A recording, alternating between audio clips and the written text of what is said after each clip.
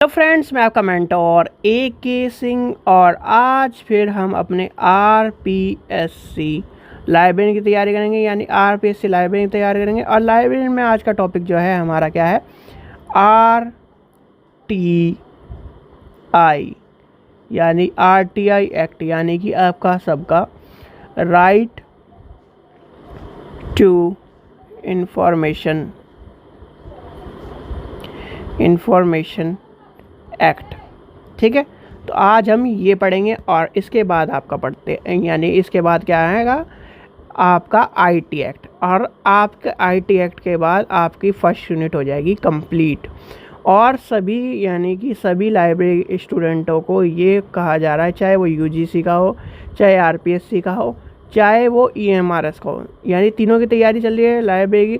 और तीनों की तैयारी जो स्टूडेंट कर रहा है उनको, यानी तीनों की तैयारी मतलब अलग अलग तैयारी भी कर रहा है, उन सभी के लिए कुछ ही टाइम में टेस्ट का क्या करा है, प्रावधान करा जा रहा है, जिससे कि आपको पता चले कि आप कितने पानी में हो, और यानी कि आपको कितना याद है, कितनी आपकी प्रिपरेशन है। और टेस्ट आपका जिस टाइम में होगा उससे पहले, यानी उससे एक हफ्ते पहले आपका शेड्यूल आपसे ही डिसाइड करा जाएगा कि आप किस टाइम ज़्यादातर, जो बच्चे यानी ज़्यादा वोट जिस भी शेड्यूल के लिए आएंगे उस टाइम आपका टेस्ट रखा जाएगा।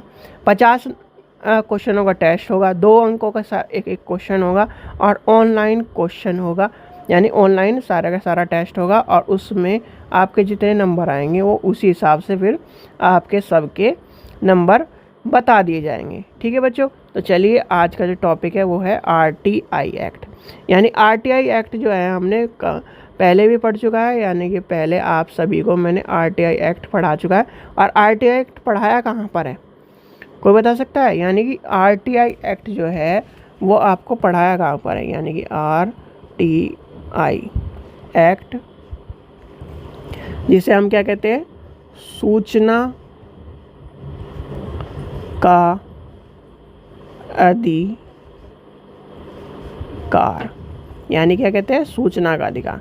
सबसे पहली बात आती है सूचना का जो अधिकार है वो आया कब, यानी कि सूचना का अधिकार सबसे पहले आपको पता होना चाहिए आया कब। देखो, सूचना का अधिकार जो है आप सबको ये पता होना चाहिए, 2 डेट होती है। देखो, आप एक दिन घर की नींव रखते हो, वो क्या हो, यानी कि एक तरह से तैयारी शुरू करते हो, और एक डेट होती है आपके घर बनने की। 2 चीज़ का पता होना चाहिए आपको, यानी एक डेट आपके घर बनने की शुरू होती है और एक डेट आपका घर बन के कंप्लीट होता है उसकी डेट होती है। ऐसे ही किसी भी कानून की, किसी भी जो एक्ट है उसकी 2 डेट होती है। एक आपके क्या होती है डेट, जो आपका कानून यानी अधिनियम किया गया, यानी कि जो RTI एक्ट है वो 15 जून 2005 को इसको अधिनियम किया गया है। पूर्णतः 12 अक्टूबर 2005 को संपूर्ण धाराओं के साथ लागू कर दिया गया था। ठीक है, चलिए इस चीज़ को लिख लीजिए कि आपको RTI एक्ट के बारे में थोड़ा सा पता होना चाहिए। फिर हम आगे चलते हैं, आगे की चीज़ को देखते हैं। यानी कि जो आपको लिखवा रहे हैं उसके पहले यानी कि आपसे को पता होना चाहिए कब आया था। यानी कि RTI एक्ट जो है 2005 जून 2005 को इससे अधिनियमित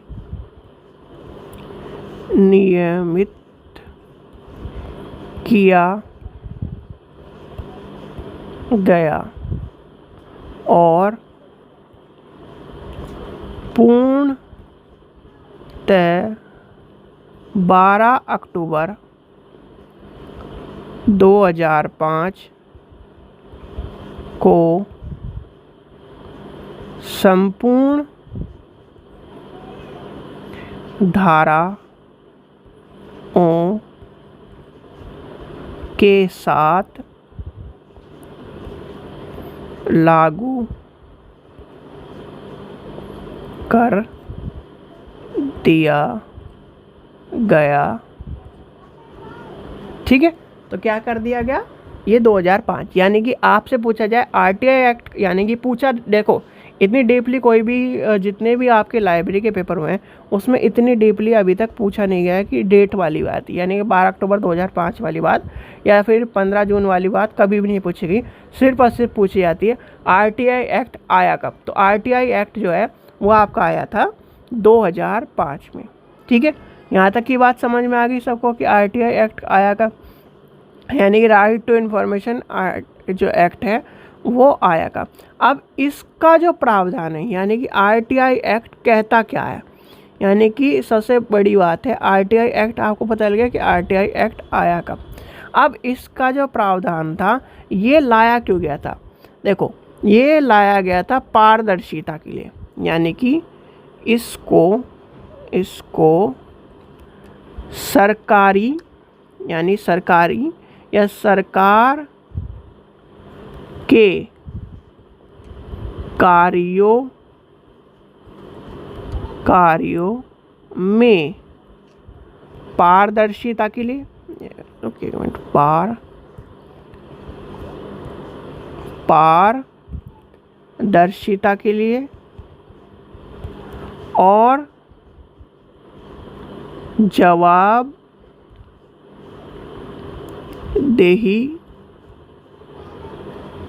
के लिए लाया गया था। ठीक है, किसके लिए लाया था, पारदर्शिता के लिए और आपके जो जवाबदेही थी उसके लिए लाया गया था। ठीक है, अब इस कानून के तहत, यानी कि ये कानून कहता क्या है। हाँ, एक चीज़ और ध्यान रखना, आप सब यानी कि लाइब्रेरी स्टूडेंटों को आरटीआई के बारे में बहुत सारी चीज़ें पता होनी चाहिए। क्यों, देखो पता तो हर किसी आदमी को होना चाहिए आरटीआई एक्ट के बारे में। अब बहुत सारे स्टूडेंट यानी आरटीआई एक्ट के बारे में सिर्फ और सिर्फ मिथ जानते हैं, यानी कि मिथ क्या जानते हैं कि किसी पर भी आरटीआई एक्ट लगाया जा सकता है, यानी कि राइट टू इन्फॉर्मेशन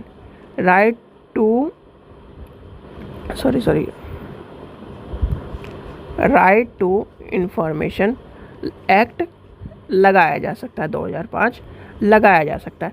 पर राइट टू इन्फॉर्मेशन एक्ट क्या कहता है, यानी आपका जो राइट टू इन्फॉर्मेशन है वो क्या कहता है, इसमें क्या प्रावधान है, इसके तहत क्या प्रावधान किया गया, जितने भी क्या चीज़ें हैं, जितने भी सरकारी यानी सरकारी तंत्र की चीज़ें हैं उसकी आपको इन्फॉर्मेशन प्राप्त करने का अधिकार है।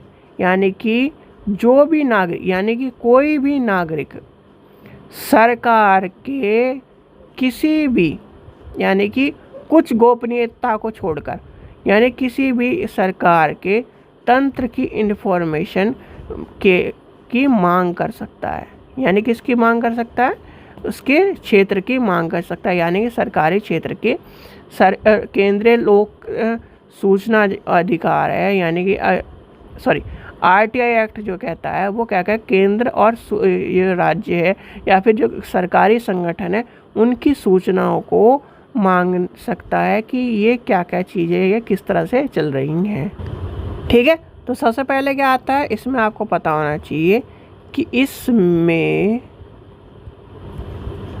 गवर्नमेंट को या गवर्नमेंट के ही लिखना चाहिए, सही है, के ही संगठन आते हैं।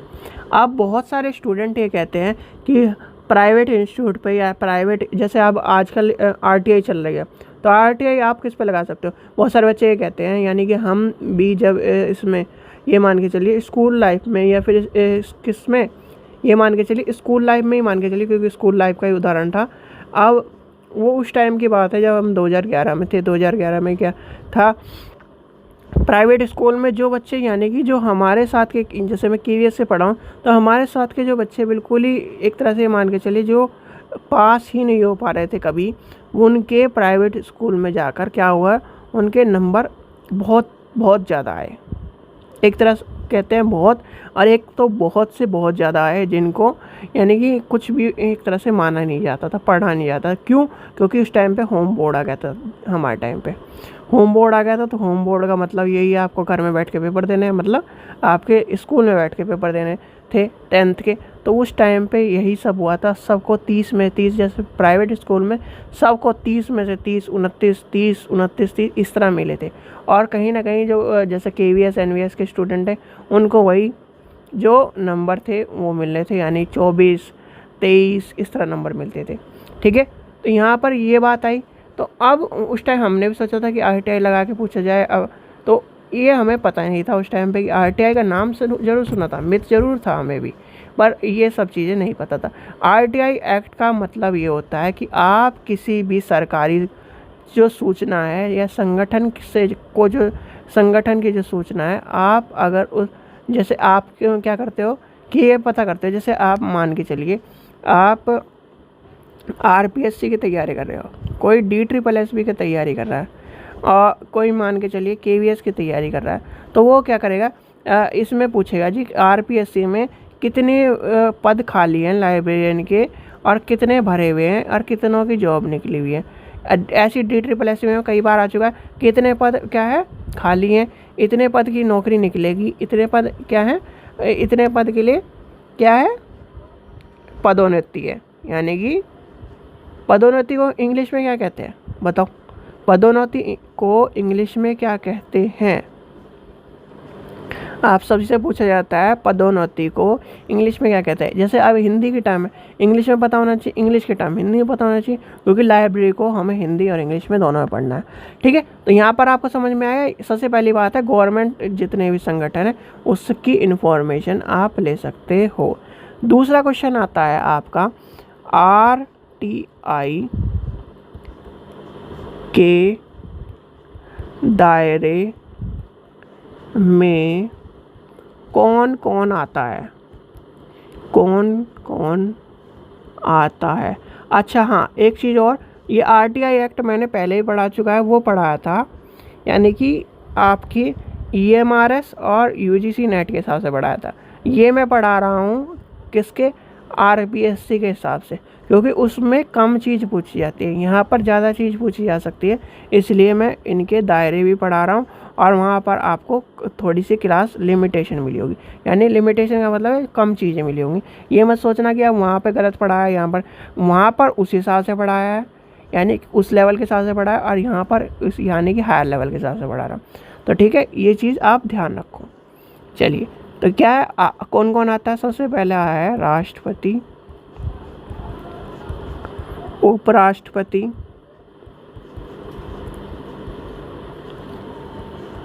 प्रधानमंत्री, संसद और राज्य विधान मंडल के साथ ही CGI ऑफिस नियंत्रण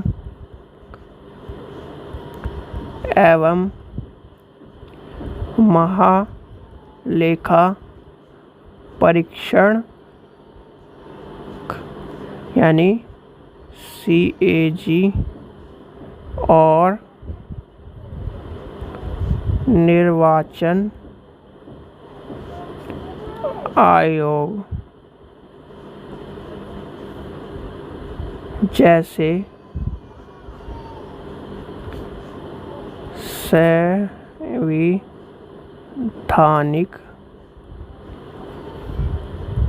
संवैधानिक निकायों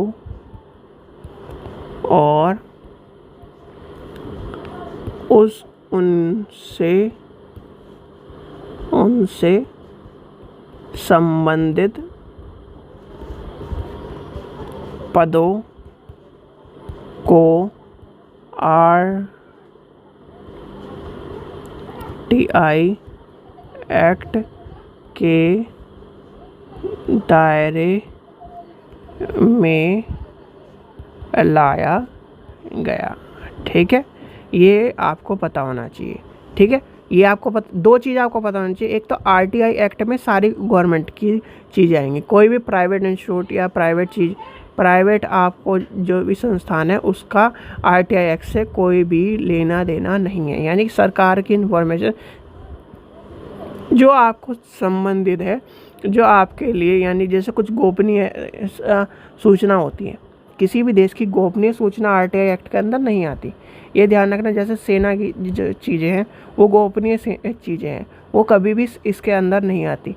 कोई भी, यानी ऐसा अगर इस तरह की चीज़ें भी RTI एक्ट में डाल दिया तो कोई भी देश की सूचना लेके बस उस पर हमला कर देगा। तो इसलिए ये सब चीज़ें नहीं आती, इसका ध्यान रखना। ठीक है, ये आपको समझ में आ गया कि RTI एक्ट क्या कहता है, RTI एक्ट किस चीज़ के बारे में संबंधित है और क्या क्या चीज़ें आपको आएंगी। यानी कि RTI मेनली आपको क्या कहता है, RTI कानून क्या कहता है, RTI कानून इसी चीज़ के बारे में कहता है कि जो भी सरकारी संगठन है, यानी जितने भी सरकारी संगठन हैं उनके जितने भी दायित्व हैं उनके बारे में आप सूचना प्राप्त करने का आपको अधिकार है। और अधिकार किसमें दिया गया, 2005 का जो RTI एक्ट है उसमें आपको दिया गया है। यानी कि आप जो नागरिक हो उसको क्या दिया है, प्रावधान के तौर पर दिया गया है। ठीक है, ये आपको समझ में आ गया होगा। यानी मेनली आपसे RTI एक्ट में 3 क्वेश्चन पूछे जाते हैं। एक तो RTI एक्ट किससे संबंधित है, यानी कि RTI किससे संबंधित है, RTI एक्ट आपके सभी सरकारी संगठनों से संबंधित है। ठीक है, फिर दूसरा क्या कहता है, RTI एक्ट क्या कहता है, RTI एक्ट आया कब, यानी ये क्वेश्चन पूछा जाता है, RTI एक्ट आया कब, ये पूछा जाता है। आपको पता होना चाहिए RTI एक्ट कब कब आया, तो ये आपको ये पता होना चाहिए। फिर आता है RTI एक्ट अगर पूछा जाए, मैक्सिमम पहली बात तो पूछा नहीं जाए था कि RTI एक्ट किस लिए लाया गया था। RTI एक्ट किस लिए लाया गया था, RTI एक्ट सरकारी जो कार्य हैं उसमें ईमानदारी, पारदर्शिता और भ्रष्टाचार को ख़त्म करने के लिए ही RTI एक्ट को लाया गया था। यानी कि RTI एक्ट जो है वो भ्रष्टाचार को ख़त्म करने के लिए लाया गया था। ठीक है बच्चों, तो ये था आज का आपका RTI एक्ट के ऊपर जो चैप्टर था। और ये जो RTI एक्ट का जो चैप्टर है ये हर लाइब्रेरियन को पता होना चाहिए, क्योंकि RTI एक्ट जो है आपके, जैसे आप RTI आप सेलेक्ट हो गए, आपको क्या है, अब आपके पदोन्नति के लिए, आपको प्रमोशन के लिए, चलो आप तो क्या बताओगे, आपको तो मैसेज भी नहीं करते, प्रमोशन के लिए आपको क्या करना है, यानी कि प्रमोशन की लिस्ट नहीं आ रही, या प्रमोशन का ये कह रहे हैं कि जो वही नहीं है, वैकेंसी नहीं है प्रमोशन की, यही नहीं है, तो आप क्या कर सकते हो, RTI एक्ट के ज़रिए आप क्या पता कर सकते हो कि कितने जो सीट है, यानी कि प्रमोशन की लिस्ट में कितने वैकेंसी खाली है, कितनी नई वैकेंसी निकलनी है, कितनी ये सब चीज़ निकलनी है। तो आप क्या कर सकते हो, एक पता कर सकते हो, और वो हर कोई आदमी, यानी हर कोई व्यक्ति को अधिकार है RTI एक्ट के ज़रिए सूचना प्राप्त करने का। ठीक है बच्चों, चलिए। और हाँ, एक चीज़ और, सभी RPSC स्टूडेंट, यानी कि जो भी RPSC की तैयारी कर रहा है, कॉलेज लाइब्रेरियन की तैयारी कर रहा है, प्रीवियस ईयर के UGC नेट के पेपर ज़रूर देख लेना, क्योंकि प्रीवियस ईयर UGC नेट के पेपर के बिना आपका यहाँ पर भी एक तरह से ये मान के चलिए, क्योंकि लाइब्रेरियन के प्रीवियस ईयर के पेपर देखोगे तो वहाँ पर बहुत सारे क्वेश्चन आपको यहाँ पर, यानी इसको पेपर में मिलने वाले हैं। क्योंकि आप देखो, सबसे बड़ी बात है कि RPSC का पेपर होता है, यानी कि जितने भी स्टेट पेपर है, मैंने आपको पहले बता चुका है, ये सबके ज्ञानों को पता होगा, यानी सब व्यक्तियों को पता होगा कि जितने भी स्टेट पेपर हैं लाइब्रेरी के, चाहे कोई सा पेपर है स्टेट का, आपको उसमें शॉर्ट क्वेश्चन मिलते हैं। पर शॉर्ट क्वेश्चन भी आपको कहाँ से उठाए जाएंगे, यानी ये मान के चलो लाइब्रेरी साइंस के 30, 31, 32 पेपर है, ठीक है, UGC नेट के। अगर हम 2012 से या 11 से भी लेके चले तो 32-33 पेपर है। अब 32-33 पेपर में से अगर मैक्सिमम मान के चलो 2 पेपर होंगे आपके, 2 पेपर में से आपको 50 क्वेश्चन भी मिल गए। 50 क्वेश्चन भी आज के टाइम पे बहुत क्वेश्चन है, यहाँ बच्चे एक एक क्वेश्चन से फेल हो रहे हैं, यहाँ बच्चे एक एक नंबर से फेल हो रहे हैं। तो इसलिए आपको प्रीवियस ईयर के पेपर करने ज़रूरी हैं। प्रीवियस ईयर के पेपर से आप बहुत सी चीज़ें कर पाओगे। ठीक है बच्चों, चलिए तो प्रीवियस ईयर का पेपर अगर आपको लेने हैं तो लिंक डिस्क्रिप्शन में दिया गया है, वहाँ से जाकर ले सकते हैं। आशा करता हूँ आपको वीडियो पसंद आई। वीडियो पसंद आए तो लाइक करें, चैनल को सब्सक्राइब करें, वीडियो को ज़्यादा शेयर करें। थैंक